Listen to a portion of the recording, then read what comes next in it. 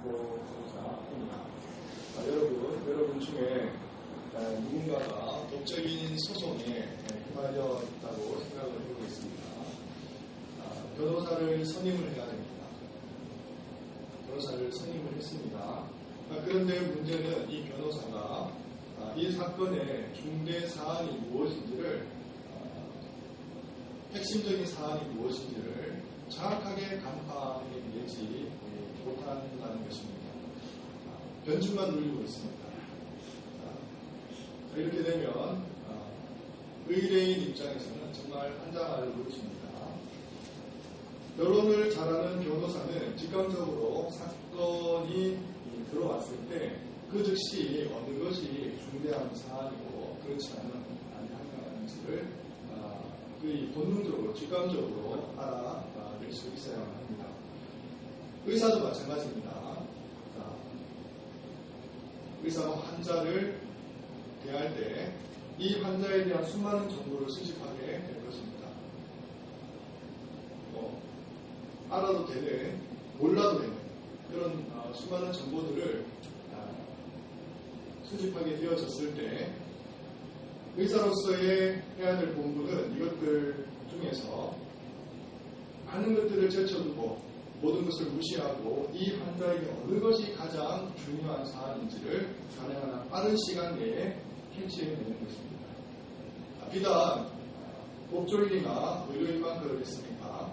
탁월한 수사관이 되기 위해서도 훌륭한 선생님이 된다고 하는 것도 아이를 양육할 때에도 어떤 회사나 단체를 운영하고 경영할 때에도 가장 우선시 되는 것은 무엇이냐면 사안의 핵심을 간파하는 것입니다. 결국 무엇인가 하면요, 질문을 잘 던질 줄 알아야 된다고 하는 것입니다. 문제가 뭐야? 핵심이 뭐지? 이 아이를 바라볼 때 이 아이가 무엇에 지금 반응을 하고 있지? 어디에 관심을 쏟고 있지? 이 아이의 재능은 무엇이지? 핵심을 제대로 분석하고 또 파악할 줄 알아야 된다는 것이죠. 이것은 인생을 사는 문제에 있어서도 마찬가지가 아닐 수 없습니다. 한 해가 저물어 갑니다. 자, 이제 하루하고 반나절만 지나면 우리가 2018년도는 역사 속에 사라지게 될 것입니다. 영원히 사라집니다. 우리가 아무리 2018년도를 세상 속으로 끄집어내고 싶어도 기억 속에서는 가능할지 모르지만 현실 속에서는 절대로 다시 돌아오지 않습니다. 그야말로 사라지면 끝입니다. 자, 이와 같은 사실은 우리에게 적잖은 깨달음을 주게 되는데요. 해마다 그렇습니다만 한 해가 시작할 무렵에는 12월달이 그렇게 까마득할 수가 없어요. 하지만 어떻습니까? 정신을 차려보면 벌써 12월달입니다. 마지막 날입니다. 이와 같은 사실은 우리 개인의 인생에 있어서도 뿐만 아니라 우리 인류의 역사에 있어서도 마지막은 분명히 쉽지 않다는 것과 그 마지막은 언젠가는 다가오고 말 것이라고 하는데 있습니다.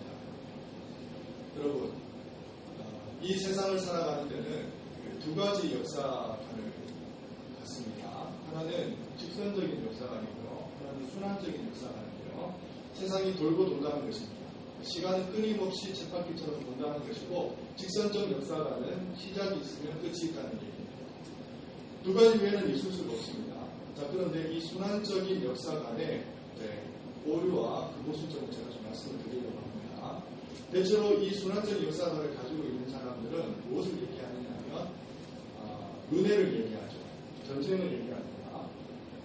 지난 생이 있고 다음 생이 있다고 얘기를 하는 거예요. 그래서 이들은 업보를 굉장히 중요시 여기고 공적을 쌓기를 원합니다. 선량한 삶을 살아야지만 내 생에 더 좋은 인생으로 태어날 거라고 그들은 확실하게 믿고 있는 것이죠. 자, 그런데 한번 생각해 보겠습니다. 여러분들이 이 세상에서 업보를 쌓았어요. 정말 공적을 선한 삶을 살아가지고 그 누구도 행하지 못하는 그런 어떤 정말 그 거룩한 삶을 여러분이 살아냈습니다. 자, 다음 생이 되었습니다. 다음 생 무엇으로 태어나기를 원하실지 모르지만 지금보다는 더 좋은 인생이 되었어요. 왕궁의 왕자로 태어날 수도 있고 아니면 또 다른 세계에서 정말 갖고 부럽지 않은 그런 인생을 살아갈 수도 있습니다. 여러분들 또 다른 사람으로 태어났다손 쳐도 지난날의 인생하고는 관계가 없어요. 기억하지 못합니다. 그러면 지금 인생 아무리 잘 살아본들 무슨 소용이 있습니까? 그 사람은 저하고 남남이에요. 남남. 하나님께서 이 땅을 창조하실 때 피조물을 각자 하나씩 고루고루 빚어내시는 것과 그들이 얘기하는 윤회 속에서 또 다른 인생을 만들어낸다고 하는 것과 무슨 차이가 있습니까? 저하고는 관계없는 인생이에요. 자, 반대로 또 다른 인생 속에서 전생을 기억한다고 합시다. 고스란히 그 인생을 물려받았다고 생각을 해보는 거예요. 그러면 여러분 가만히 생각해보세요. 잘 살 필요가 있습니까? 업보를 쌓을 필요가 있습니까? 그 인생의 연장인데 똑같은 인생 아니겠습니까? 이렇게 생각해도 모순이고 저렇게 생각해도 모순인데 이들은 이 선한적인 역사관 속에서 사로잡혀서 마치 자기가 더 좋은 삶을 살면 다음 생에 더 좋은 인생으로 태어날 것이라는 것을 확신하면서 어렸을 때도 터무니없게도 살아가고 있습니다. 자, 세상에는요 직선적인 역사밖에 없습니다. 처음이 있으면 마지막이 분명히 있다고 하는 것은 우리가 일반적인 그렇게 복잡하지 않습니다. 상식만 가지고 있어도 충분히 깨달을 수가 있기 때문이죠. 자, 이럴 때일수록 우리는 질문을 잘 던져야 합니다. 이것저것 생각할 겨를도 없습니다. 시간도 없고 여력도 없습니다. 자, 우리 삶 속에서 진짜 문제가 뭔가? 무엇이 우리 인생에 있어서 인생 제1순위가 되어야 할 과제입니다. 정말 중요한 사안이 뭐지? 한 번밖에 없는 인생, 손살같이 지나가는 인생, 머지않아 종착역에 이르게 될 인생, 이럴 때일수록 우리는 질문을 잘 던져야 하는 것입니다. 자, 이에 대해서 모든 사람들이 다 공감할 수 있도록 기가 막힌 질문을 던진 사람이 있습니다. 지금으로도 4,000년 전의 인물인데 그는 욥이라고 하는 인물입니다. 그가 여기서 9장 2절에 인생이 무엇인지에 대해서 질문을 던집니다. 오늘 본문 말씀입니다. 진실로 내가 이 일이 그러한 줄을 알거니와 인생이 어찌 하나님 앞에 의로우랴. 너무 절묘하고 기가 막힌 질문을 던집니다. 인생이 하나님 앞에 어찌 의로우랴. 자, 이 욥이 던진 질문을 조금 뒤돌아서 우리가 한번 표현을 해본다면 이런 질문이 되지 않겠습니까? 죄 많은 인간의 인생이 어떻게 거룩하신 하나님 앞에 나갈 수 있겠는가?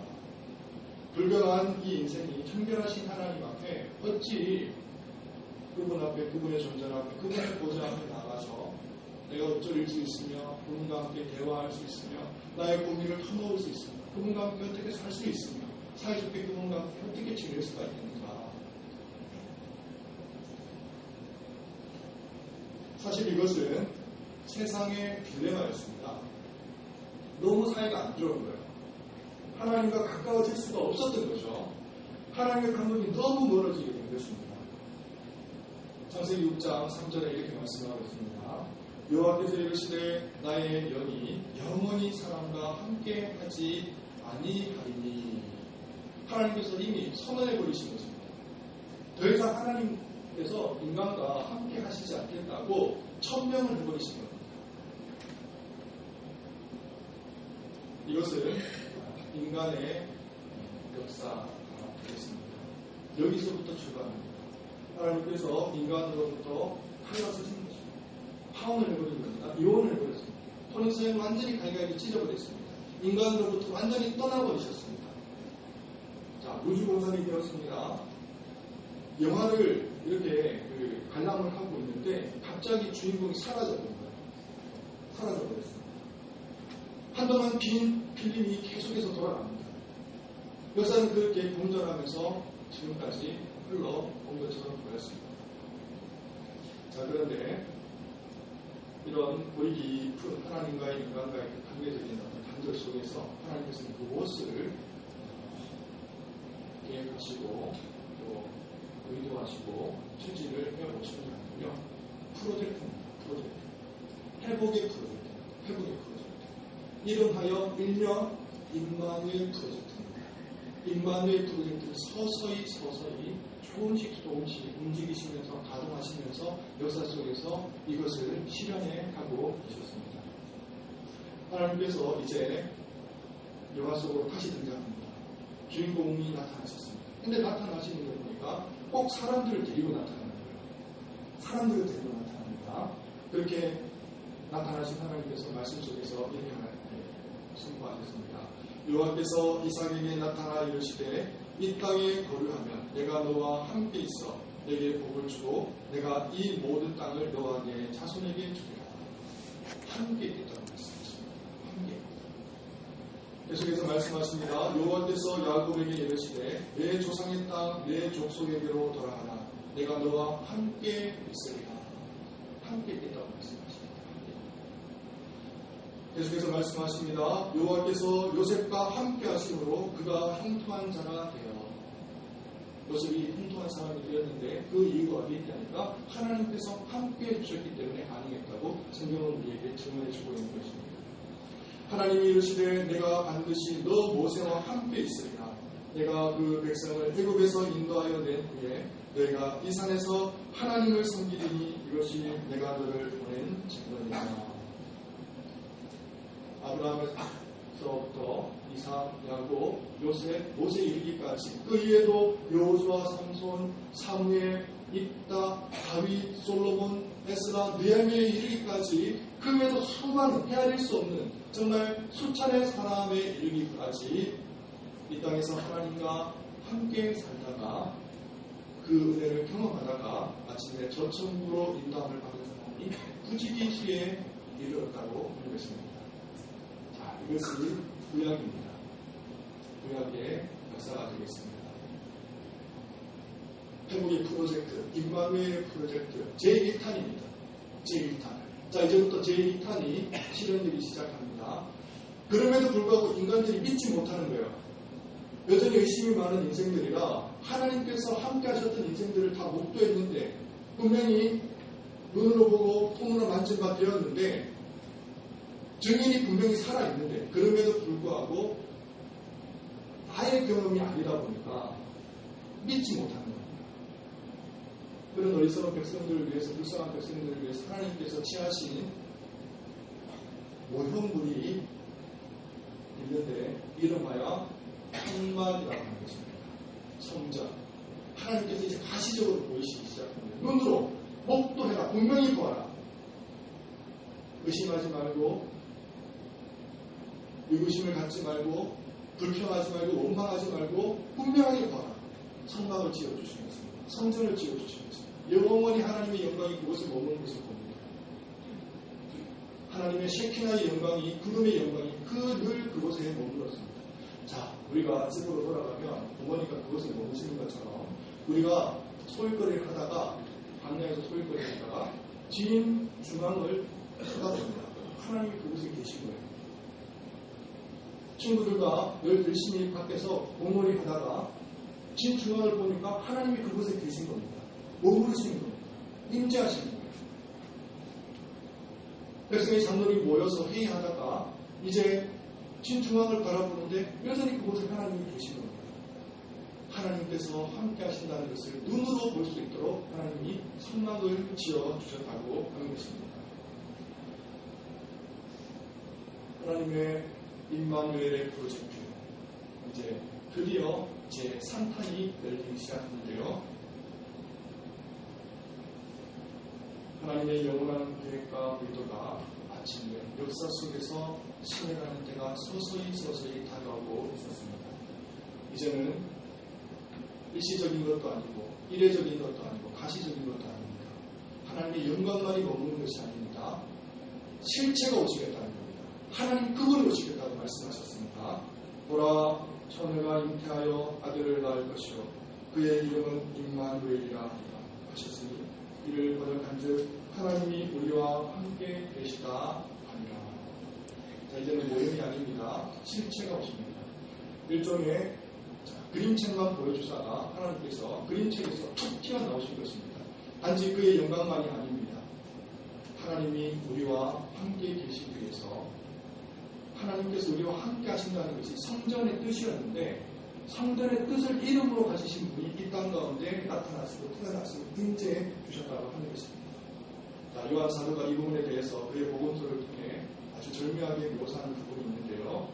1장 아마 14절이 될 것입니다. 말씀이 육신이 되어 우리 가운데 거하시며 라고 하나님의 임재하시는 그를 찬송하고 있습니다. 여기서 거하시다고 하는 뜻은 마치 하나님께서 성막에 임재하시는 그 뜻을 가지고 동일하게 원어적으로 쓰고 있는데요. 자, 이로써 우리 주 예수 그리스도 이 땅 가운데 영원히 거하시기 위해서 친히 몸소 하늘 영광을 버리시고 이 땅 가운데 내려와 주셨다고 하는 것입니다.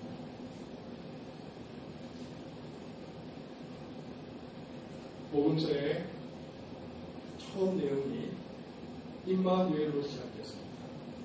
복음서의 마지막이 임마누엘로 마쳤습니다. 이것은 무엇을 의미합니까? 우리 주 예수께서 이 땅에 오신 이유와 목적이 임마누엘이고 주님께서 이 땅에 공생애 동안 살아가셔서 모든 것을 성취하신 것이 곧 임마누엘이라고 하는 것을 분명하게 성경에 선명하게 선언해주고 있는 것입니다. 저는 가끔 이런 생각을 하고는 하는데요. 하나님이 없는 사람들이 있습니다. 하나님 없이 살아가는 사람들. 그런 분들은 어떻게 저 무서운 질병과 맞서 살아갈 수 있을까? 복음을 믿지 않는 사람들이 있습니다. 이들이 경제적인 불안과 인생의 스트레스, 배신과 배반과 상실을 어떻게 극복하면서 살아갈 수 있을까? 이 사람들이 어떻게 슬픔과 좌절과 아픔을 당하고도 제 정신으로 이 모든 일에 가감히 맞설 수 있겠는가? 저는 불가능하다고 봅니다. 여러분 신문이나 데스크를 통해서 들려오는 소식을 한번 들어보시기 바랍니다. 하나님 없는 사람은 제대로 살지 못합니다. 전혀 맞설 수가 없습니다. 절대로 극복할 수가 없는 것입니다. 묻어두고는 살 수 있겠죠. 하지만 이들에게는 해결할 수 있는 기능이나 능력이 그들에게 없기 때문에 인생 고비고비마다 고통스러울 때마다 이 쓰러졌던 상처가 다시 걸쳐지고 다시 드러나고 보여질 때마다 그들은 눈물로 인생을 지새울 수밖에 없는 것입니다. 자, 우리가 우리의 그때 호흡이라고 하는 것이 등락이냐 우리가 이 세상을 살아가면서 진짜 살아갈 수 있는 것은 바로 롭이 던진 이 질문에 대해서 현명한 해답을 갖고 있는 것입니다. 믿으십니까? 사랑하는 성도 여러분, 임마누엘에 대해서 지금 제가 말씀을 드립니다. 임마누엘입니다. 여러분들 임마누엘이라고 하니까 감이 안 오실 수 있어요. 하나님께서 나와 함께 하신다. 전혀 느낌이 없으실 수 있습니다. 그런데 제가 잘 질문을 좀 풀어서 여러분에게 설명을 해드리려고 합니다. 제가 여러분들과 함께 있으면 얼마나 있겠습니까? 10년이 될 수도 있고 20년이 될 수도 있고 아니면 5년이 될 수도 있고 아니면 그 이하일 수도 있습니다. 그렇죠? 그러나 제가 있는 동안에는 제가 가지고 있는 제가 깨달은 진리와 메시지를 여러분에게 전달할 의무가 제게는 있습니다. 그것이 제 사명입니다. 주님께서 교회로 부르신 하나님의 분명한 이유가 되는 것입니다. 자, 그러니까 제가 여러분에게 지금 말씀드린다고 하는 것이 여러분에게 새로운 것을 말씀드리는 게 있는 것이지 여러분이 한번 깊이 상고해보라는 의미이지 제가 여러분을 정죄하거나 책망하는 의도는 전혀 아닙니다. 자, 여러분들이 분명히 제 의도를 좀 읽어주시면 감사하겠고요. 자, 그러면 여러분 임마누엘이라고 하는 것은 무엇인가? 기도원파 여러분 중에 있을 수 있습니다. 영험한 것 좋아하시는 분이 있을 수 있습니다. 영적인 것, 신령한 것 이런 것들을 사모하시는 분이 있을 수 있습니다. 자, 그런 분들은 이 세계를 초월해서 하나님의 세상 속에서 무엇인가를 얻으려고 합니다. 그 속에 하나님이 계시다고 생각하고 그분과 하나가 되기를 원하는 거예요. 과연 그런가? 과연 그런가? 그것이 하나님을 체험하는 것입니다. 하나님을 경험하는 것입니다. 한번 보겠습니다. 무엇이 하나님과 함께하는 것인지 제가 말씀을 드리려고 합니다. 구약에서 하나님께서 임재하셨습니다. 그 임재는요, 가시적인 거였어요. 보여지는 것입니다. 우리 눈높이에 맞춰서 하나님이 내려오신 겁니다. 그래서 그들은 눈으로 보고 귀로 듣고 주목하여 손으로 만진 바 되었습니다. 하나님이 실제적으로 임하셨습니다. 실제적으로. 자, 그러다 보니까 이 특권은 누구에게만 주어졌느냐면 이스라엘 백성에게 주어졌거든요. 소수의 사람에게 주어졌습니다. 자, 그러면 소수 이스라엘 백성 밖에 있었던 사람들은 하나님을 만나고 싶은데 임재를 경험하고 싶은데 못하는 거예요. 자, 그러다 보니까 어떻게 그들은 하나님을 만나려고 했냐면 관념 속에서 하나님을 만나고 싶었던 사유의 세계, 무의식의 세계 속에서 그분을 만나고 싶었던 그러니까 그분을 추구했습니다.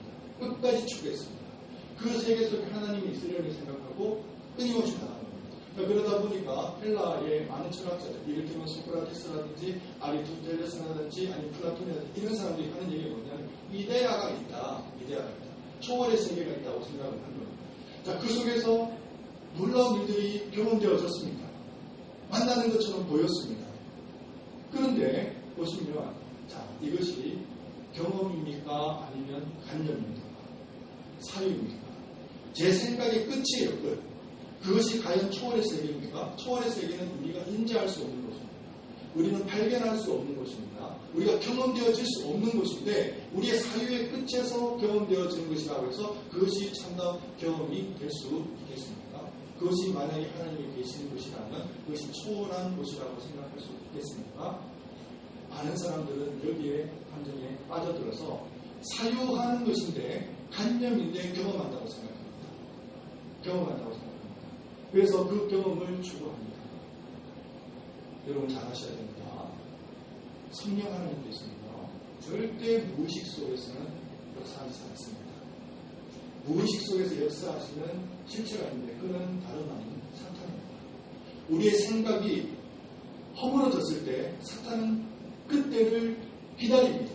그래서 우리의 생각과 우리의 사고를 좌지우지하고 완전히 통치하기 위해서 사로잡기 위해서 무의식 세계로 우리를 이끌어가는 겁니다. 성경에 많은 주의 제자들이 비몽사몽간에 하나님의 음성을 듣다 그렇게 되어 있죠. 자, 그런데 여러분 비몽사몽간에 들었던 베드로도 명확하게 이성을 갖고 있었다는 것을 기억해야 됩니다. 하나님은요, 눈 감고 하나님을 만나는 게 아닙니다. 하나님의 세계에는 눈이 떠여져 있는 분명한 이성의 세계 속에서 하나님을 경험합니다. 대신 우리가 거듭나게 되면 거듭난 이성으로 하나님을 만나게 되죠. 하나님께서 우리 이성을 거듭나게 하셨습니다.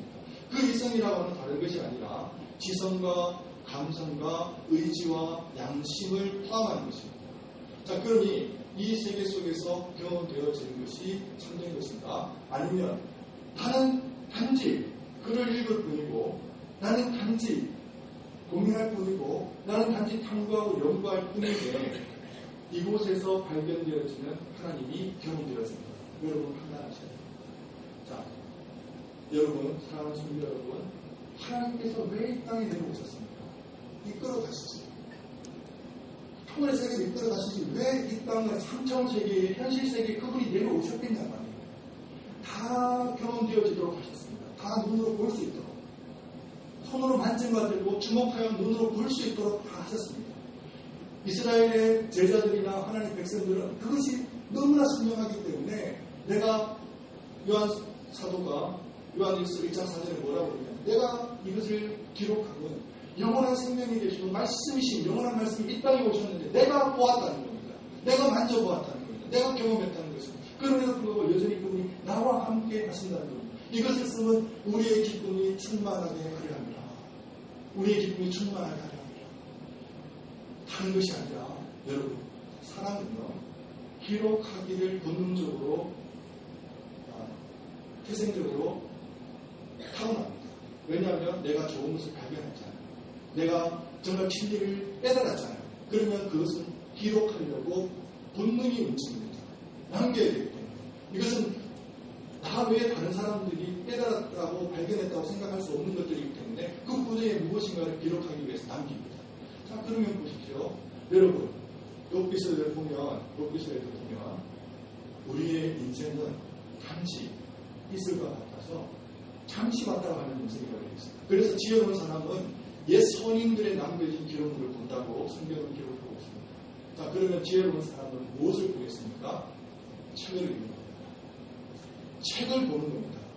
연구하는 것입니다. 성경을 보는 겁니다. 똑같습니다. 하나님께서 책을 남겨주셨습니다. 성경을 남겨주셨습니다. 정말 영적으로 충만하고 거룩한 사람은 어떤 사람이냐면 말씀을 연구하는 사람입니다. 성령 충만은요, 말씀 충만이에요. 다른 것이 아닙니다. 말씀을 우리가 다른 어떤 세계 속에 들어가서 올라가서 아닙니다. 이 땅 가운데서 여러분이 기초적으로 수업 시간에, 국어 시간에 국어 공부하듯이, 수학 시간에 수학 공부하듯이 그렇게 공부하는 겁니다. 그렇게 공부하더라도 성령께서 나는 영으로 하나님께 갈 수 없지만 성령이 내 가운데 영으로 임하시기 때문에 거듭난 이성으로 말씀이 깨달아지는 겁니다. 말씀이 이쪽 저쪽으로 파고 넘어가는 겁니다. 그러면서 사람이 생각하지도 못했던 그 깨달음이 드디어 나타나는 겁니다.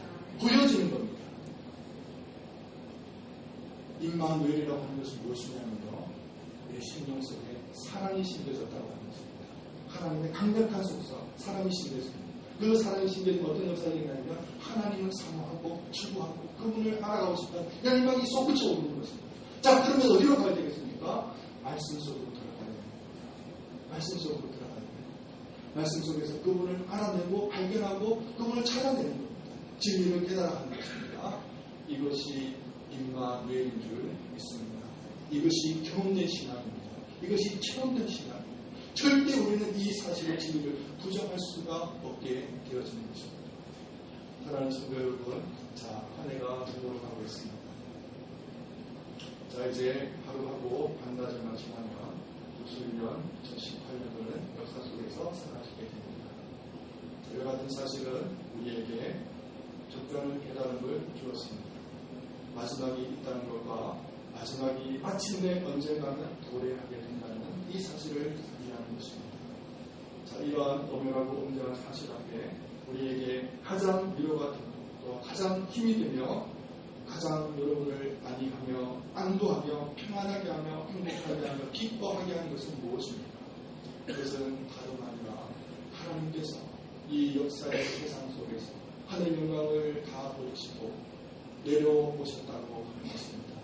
임마누엘, 너희와 함께 세상 끝날까지 함께 하시겠다고 이 약속을 주신 줄 믿습니다. 뿐만 아니라 우리와 함께 하시는 우리 하나님께서 성령 하나님을 이 땅에 보내주시므로 말미암아 영원히 세상 끝날이라고 하는 이 의미는요, 세상 끝날까지만 함께 하겠다 그런 의미 아닙니다. 세상이 끝나더라도 함께 하겠다 그 의미를 가지고 있습니다. 영원히 살 수 있도록 하나님과 함께 하실 수 있도록 은혜 내주신 그 하나님을 이제 이 한 해가 마무리되고 정리되는 이 시점에서 여러분 확신을 가지시고 그 약속을 꾹꾹이 붙드시고 영원히 사실 수 있는 저와 여러분 되시기를 바랍니다. 기도하겠습니다. 사랑과 은혜와 풍성하신 하나님 아버지, 은혜와 자비를 베풀어 주시는 감사를 드립니다. 하나님의 나라 앞에 우리가 듣고 감사하시고 특별히 우리 마음의 역사 속에서 펼쳐가셔서 마침내 우리 가운데 우리 심령 속에서 역사하시고 내주하시고 임재하시는 하나님 참으로 영광을 돌려드립니다. 하나님 언젠가 그 마지막 날이 올 것입니다. 그것이 개인의 인생이 되었던 인류의 역사가 되었던 그 마지막 날이 분명히 도래한다는 것을 우리가 알 때에 하나님 어리석게 살지 않도록 주여 도와주시고 나태하거나 태만하지 않게 하시고 온전히 하나님을 더욱더 알아가는 사랑으로 넘쳐날 수 있도록 은혜와 자비를 베풀어 주시옵소서. 감사를 드리며 우리 주 예수 그리스도의 이름으로 기도를 드립니다. 이 시간에 찬송가 215장